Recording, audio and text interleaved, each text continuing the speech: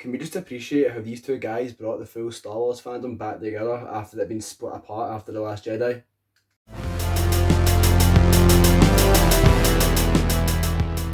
So hey guys, welcome to my Mandalorian Season 2 finale spoiler video. Like I said, I'm going to go into full spoilers. I'm going to be talking about what I thought about the video and breaking it down, what I think might happen in the future.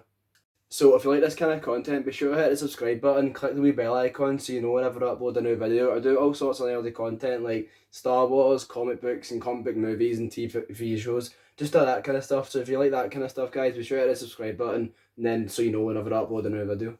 The episode starts with Mando and Boba Fett going to find Bo-Katan so they can get her to help them get Grogu back. And at first Bo-Katan recognises Boba Fett to be a clone, and it's just so cool how that interaction goes down because it references the Clone Wars and Rebels, which I thought was awesome. They break off into this really cool fight between Boba Fett and the girl Bo-Katan's with, and it's just clear none of them is winning because they keep getting upper hand on each other, and it just seems like it's going to be an endless fight for days until Bo-Katan just breaks it up, and I thought it was quite funny. So then they go rescue that scientist guy, and then it's just basically about them getting inside this Imperial freighter to go and rescue Grogu from Moff Gideon, and then from there the episode just kicks off and becomes awesome. You have a big massive battle between Bo-Katan and all the stormtroopers, and they're all just fighting her and she's just wiping them out one by one. It was just really cool to see, and you can just tell how like she just wants this Darksaber because that's the thing she's going for, is to get the Darksaber off Moff Gideon, and nothing's going to stop her from getting that. Then you've got Mando who doesn't care about the Darksaber, he just wants to get Grogu back, and it just results in this awesome fight scenes between her and all these stormtroopers. Then while all this is happening, Mandalorian goes to Moff Gideon and he sees him holding a Darksaber at Grogu's head, and I'm just sitting there that entire time. I was like, do not hit Grogu, because I thought Grogu was going to die. So I'm just like, do not hit Grogu, do not hit Grogu. And then he just goes, I don't care about the Darksaber, I'll just take Grogu. And Moff Gideon's like, alright, cool, take him. And Mandalorian's a bit like, alright. And then I'm like, this isn't just going to be as easy as this. So as soon as Mandalorian goes to take Grogu, Moff Gideon just takes a swing and it breaks out in this really cool fight, and Moff Gideon just keeps swinging at Mando, and the Darksaber just bouncing off the Beskar armor, and I just thought it was such a cool scene to watch, and it was just like visually stunning as well, which I was a big fan of. And then he pulls out the staff and it just had this like awesome battle, which was just so cool. I feel like this episode as well was just really cinematic. Like Mandalorian always has been really cinematic, but the way this episode is just shot, it looks like it should be in a cinema. It's just like the most cinematic episode I've had, and I just thought every shot just looked really cool, especially when it comes to the Dark Troopers. Speaking of the Dark Troopers as well, when that wee one escapes through the hold, and then Mandalorian just keeps trying to get them through the space thing, and it just keeps fighting them, and the thing is terrifying, like when it just like zooms in its face, and there's just these red eyes, and Mandalorian just can't stand a chance against it. He's lucky he had the Beskar armor because it puts him up against the wall, just keeps punching him in the helmet. And because it's not doing him any damage, it's just probably giving him a headache, to be honest. His head's like getting bashed off the wall, and you just see like dent in the wall as well. And then when he eventually kills it, you could just tell how tired it made him, because the thing was just terrifying, and it made him out to be like, they made out to be this big monster, which I thought was so cool. Then after Mandalorian, he takes down Moff Gideon, and then when they get to the when they get to the hold and Grogu's there and he gives Bo-Katan the Darksaber, Moff Gideon's laughing and he's like, she can't just take it from you, she has to fight you to get it off you. And like Mandalorian's just like, alright, you take it. And then it's like, that's not how it works, they have to have a fight. And all I'm thinking is, they don't just like stage a fight, to be honest, but it looks like she wins. I don't know, maybe she has too much honour for that or something. I don't know, or even just have a fist fight and not to the death so she can have it, because I was a bit like, I mean, surely she should just take it, but Mandalorian rules, I guess, so she can't just take it. And then all of a sudden, the Dark Troopers come back in, because they weren't just wiped out that easily, they were hyped up the entire time. They just come back in, and because of the droids, they're just busting through, and then all of a sudden, when the Dark Troopers are trying to get in, everyone's silent because they're so terrified and they don't know what they're going to do. They're all holding their guns up against them, but they all know they don't stand a chance. Then as that's happening, you just see like one wee X-Wing, and then Cara Dune makes a comment like, oh, I should have only sent one X-Wing to help us, how helpful. But then you see Grogu look at it and his ears perk up, and at that moment I knew we were getting him. I knew he was coming and I was so excited for it. The X-Wing just lands, and then you see this like hooded figure, and at this point it could be anyone, you don't know who it is, but it could be anyone. And then you just see on the CCTV footage, all the Dark Troopers turn around and they just point their guns, and the next thing you know, you just see in the footage them getting wiped out.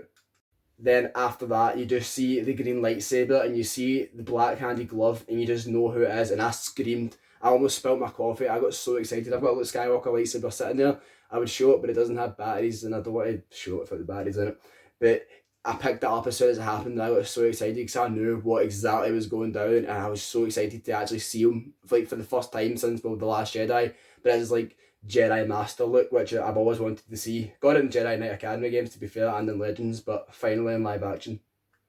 Like, he's just taking these dark troopers out, which are made out to be monsters and terrifying this episode no one else could take down. And he's just like wiping them out as if they're battle droids for the Phantom Menace and Attack of the Clones and Revenge of the Sith. It's just awesome how he just takes them out so easily, and then when he uses the Force to just like crunch at one, it was so cool to watch, and I thought it was amazing to see. I noticed as well, this scene actually mirrors the Darth Vader Rogue One scene, which I thought was cool. Like, the way it was shot looked very similar, and the way fight looked very similar. The only difference is he's fighting droids and Darth Vader was fighting rebels. I also noticed as well, when like you see Luke Skywalker taking out all these dark troopers, Moff Gideon looked quite terrified. So I don't know if Moff Gideon knows who Luke Skywalker is, and he sees him and he is genuinely terrified, because he looked very scared, and it's like the first time I've actually seen him scared in this entire series. So I don't know, maybe he knows it's Luke Skywalker, or maybe he's just scared of the Jedi in general. But then when Luke Skywalker finally comes in, you see him with his hood up, and I'm like, they could keep the hood up for all we know, but he actually takes it down, and it's Mark Hamill's face CGI'd onto this face with a body double. And at first it was a bit jarring, because at first I genuinely thought it was Sebastian Stan, because I don't know if I just like subconsciously thought that, because that's how I was expecting if they ever done it. But no, it was like Mark Hamill's face CGI'd on and him doing the voice, and I thought that was like really cool to see. And then next thing you know, it's like Grogu just looks at him and he goes like, "Come with me," and I'm like, "Oh no, Grogu's leaving." I thought he was either going to leave or he was going to die, but the fact that Luke Skywalker tells him to come with him and Grogu just looks at Mandalorian. Then when Mando says to Luke, it's like he doesn't want to go with you, and he's asking for your permission, and he reaches out with his hands because he's never seen Mandalorian's face. And I thought that was so sad when he takes the helmet off and he just looks at Grogu, and you actually see him tearing up, and I cried. And I'm going to admit that I cried at that scene. I just couldn't get myself together after it, and then after the episode I was just kind of like, oh, okay. I mean, I'm happy we got Luke, and then I was so sad something was going to happen with Grogu, and Mandalorian obviously grew to really care about him as well. But that just like ended the episode there, and overall I thought it was such a great episode and an overall amazing season as well. But that episode especially, it's just, we actually finally got Jedi Master Luke in live action, and not like what we've seen in The Last Jedi. This is Luke just kicking ass, and it was so cool to see. And then the fact as well that I feel like this could possibly lead into a Luke Skywalker spin-off show. They've not confirmed anything, but I think it can maybe happen, and I kind of hope it does. Also kind of got me realised as well, like, if Grogu doesn't die at any point, then he's seen 2 Jedi Orders and have like his lifetime wiped out, which is really sad to think, because did Kylo Ren kill Grogu? I don't know, I hope no. But yeah, when it comes to this like final episode as a whole, it just like leaves so many possibilities for Star Wars, and it's such a great episode. And it's probably my favorite. This single episode is my favorite thing Disney has ever done with Star Wars. It's just such a great thing, and I just love the Mandalorian. And I feel like season 3 is going to be a bit more back to basics like season 1, and it's possibly going to be them reclaiming Mandalore, which I think they're maybe going to go for. But overall, it's such an amazing episode, and I really enjoyed it. So if I have to give it a rating, I can't even. But I don't feel like I usually give it an A if I love it, but I can't even just give it an A. I just don't feel like an A is enough for it, so I'm just gonna give it a bow. But such an amazing season, an amazing episode, and I'm so glad they went the route they did. I did not expect them to bring in Luke Skywalker. So yeah, that's my overall thoughts. I love this episode and this season, and I love Mandalorian. So thanks a lot for watching, guys. If you enjoyed this video, be sure to hit the subscribe button and the wee like button. And also, if you like this kind of stuff, be sure to check out my other videos. Like I said, I do a lot of other nerdy content, like comics, Star Wars, all that kind of stuff. So if you enjoy that, be sure to check out my other videos. And thanks a lot for watching. I'll see you in the next video. Also, let me know as well what you think is going to happen in season 3 of Mandalorian, and your thoughts on what may happen in Star Wars as a whole. And also let me know what you thought of the season and the episode as a whole, and were you happy that Luke Skywalker came back. See you in the next video.